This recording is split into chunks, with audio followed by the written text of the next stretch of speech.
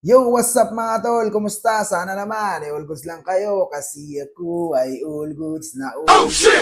Ligayang Pasko sa atin mga tol, bispiras ng Pasko ngayon. Mga tol, may kukuntin tayo ngayon. Viral to ngayon dito sa Saudi Arabia mga tol, kababayan natin ng hold up ng taxi driver. Ayon sa chismis mga tol, nangyari daw to sa may sa Riyadh dito sa Saudi Arabia mga tol. Ito yung video mga tol, panoorin natin yung buong video. Okay. Ayan. Si kabayan. This is the Tangina. army.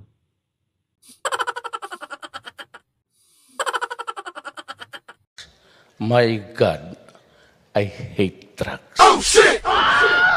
Parang walang volume. Ayun, walang volume. Di lang natin alam kung bakit ginawa ni kabayan to. Kung kulang siya, nagigipit lang sa pera o kaya puta baka addict, walang pangtosto sa bisyo. Hindi natin alam mga tol. Panoorin na lang natin. Aligaga si tropa oh.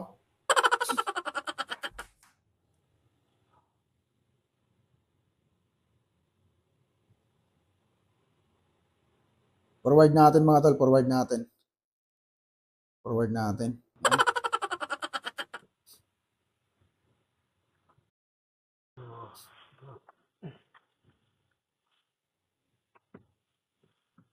Aligaga oh, puta. Wait. Wait. Call my friend. Pinapapatay niya yung ilaw. Wait. Call my friend. This Yan, location. pinapapatay niya yung ilaw. Kunwari may tinatawagan po, taligagang hayop, madiskarte.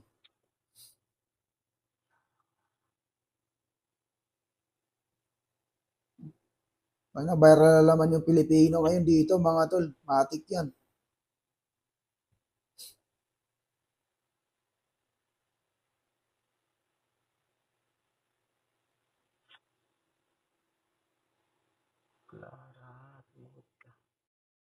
Tinatanong siya ng driver, mga tol, kung may pera ba siya o wala.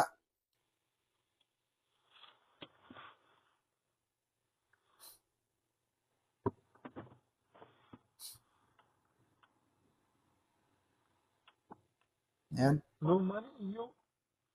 Hinihingi niya yung pumasahe. Money. Wait. Tapos dito na siya nagdeklara ng hold up, mga tol. Ay, wait. Ayan. Masakit sa mata. Ano yung... Masakit sa mata. Napatay niya yung ilaw kasi daw masakit sa mata. Ayan, ayan. No. Putang ina. Aligaga ang puta, oh.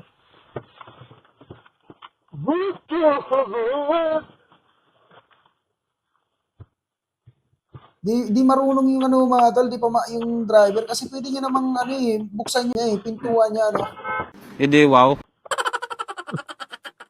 Hindi niya tinanggal yung seatbelt niya Ayun. Yung lakas ng loob ni kabahan, putang ina, aligaga ba gumagamit.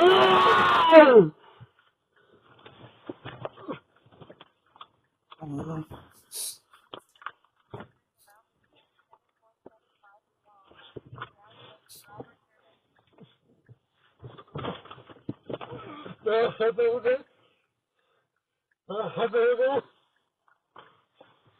Kasi kung matino yung isip mo mga tol, di ka titira sa sobrang higpit ng dito mga tol. Sa Saudi Arabia, ng batas, puta, tas gagawa ka ng ganyan. Nadali niya na nga. Iyak yung taxi driver mga tol. Buti na lang hindi niya tinira, hindi niya binigyan, hindi niya grinipuan. So ayan lang mga tol, good luck lang sa'yo kabayan. Agay! Mapriso ka!